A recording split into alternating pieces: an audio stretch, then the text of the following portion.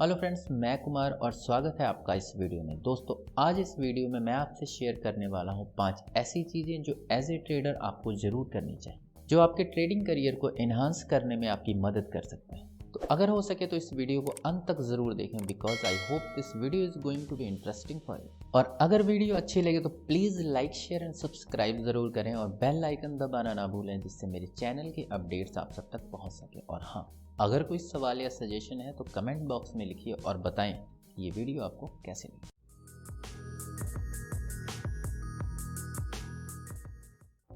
तो as a trader जो पहली चीज़ आप कर सकते हैं वो है think independently. What is it? Very simple. The way you think independently is ask why. Why Rohit? तो अगर मैं आपसे शेयर करूं कि आपका ट्रेलिंग स्टॉप लॉस 50 DMA या लास्ट स्विंग लो होना चाहिए, तो आपको पूछना चाहिए कि वाई 50 DMA और लास्ट स्विंग लो। क्योंकि अगर आप इस तरह से सोचोगे तो हो सकता है कि एज ए कंक्लूजन आपको पता लगे कि may be the market is trending and respecting the 50 DMA और last swing low. So when you ask why, then you have the multiple answers to that why.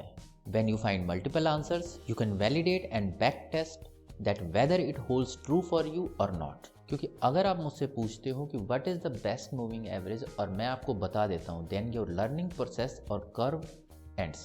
You do not learn anything. You do not learn anything by asking what and when. Rather ask why.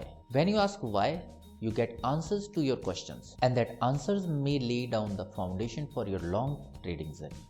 The second thing you can do as a trader is get your hands dirty. अगर आपको दुनिया का best chef बनना है तो आपको kitchen में जाकर काम करना होगा। अगर बॉडी बिल्डर बनना है तो वेट लिफ्टिंग करनी होगी। इसी तरह अगर प्रोफेशनल ट्रेडर बनना है तो आपको अपनी स्ट्रेटेजीज बनानी होगी, उनको फॉरवर्ड टेस्टिंग, बैक टेस्टिंग करके वैलिडेट करना होगा। आपको ये देखना होगा कि आपके लिए क्या काम करता है और क्या काम नहीं करता। हमने आज तक कभी कोई सक्सेसफुल बॉडी बिल्डर ऐसा नहीं देखा जो जाकर दूसरों से सिर्फ सलाह लेता हो कि यार मेरे लिए कौन सी एक्सरसाइज और फूड बढ़िया है। उसको खुद से एक्सरसाइज और रिसर्च करके ही पता लगेगा कि यार उसके लिए कौन सा फूड और एक्सरसाइज बढ़िया है, कौन सा एक्सरसाइज उसे सूट कर रहा है, कौन सा फूड उसको ग्रोथ दे रहा है। बिल्कुल यही बात लागू होती है एक प्रोफेशनल ट्रेडर के लिए भी, that no one is going to spoon feed you, कि ये बेस्ट स्ट्रैटेजी है और आपके लिए काम करती है। You have to work and find your way. आपको खुद से ढूंढना होगा कि कौन सी ऐसी स्ट्रेटेजी है जो आपके लिए काम करती है, आपके टेम्परामेंट को सूट करती है। आपको उसको फॉरवर्ड और बैक टेस्टिंग करके वैलिडेट करना होगा, and this work makes you progress as a trader. And the third one is leverage on the work of other traders before you, and this will reduce the learning curve. Listening podcast और उन किताबों या publish articles को पढ़ना जिनमें उनके किए हुए काम या सिस्टम जो वो फॉलो करते हैं उसके बारे में लिखा हो, जिसे आप बैक टेस्ट करके वैलिडेट कर सकें। इस तरह से आप दूसरे सक्सेसफुल ट्रेडर्स के किए हुए काम से फ़ायदा उठा सकते हैं। मान लो कि आप मेरी वीडियो देखते हो और आपको प्राइस एक्शन पर कुछ ढंग का मिलता है, तो आप उस कंसेप्ट को वैलिडेट कर कर अपने प्लान का हिस्सा बना सकते हैं। And find what works for you. Take what I और other traders said and work on them. Get your hands dirty. And the fourth one is respect the market.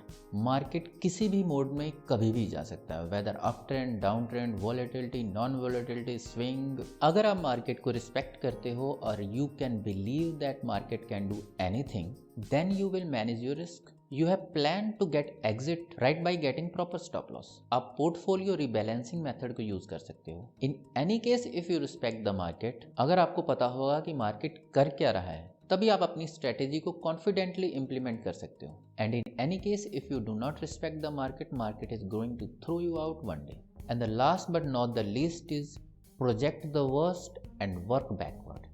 इसका क्या मतलब है? मान लो कि आप किसी स्ट्रेटेजी पर काम करते हो और आपको पता है कि जो आपकी ये स्ट्रेटेजी है वो 20% का हिस्टोरिकल ड्राडाउन शो कर चुका है. तो आप क्या करोगे जब आप 40% ड्राडाउन पे? क्या आप कंटिन्यू करोगे? क्या आप 40% लूज करने को रेडी हो? This is project the worst and work backward. मान लो कि मैंने अपने ब्रोकर अकाउंट में 5,000 रुपये डाले हैं. ट्रेडिंग करते करते मैं वो 5,000 लूज कर जाता हूँ. Then what will I do? या मैंने एक पोजीशन ली है जिसका अर्निंग रिपोर्ट आता है और स्टॉक 30% गिर जाता है, तो क्या मैं 30% गैप डाउन से कंफर्टेबल हूँ? अगर नहीं, तो in that case earning report से पहले मुझे अपनी पोजीशन क्लोज कर देनी चाहिए और will decrease the position size so that my loss is still contained.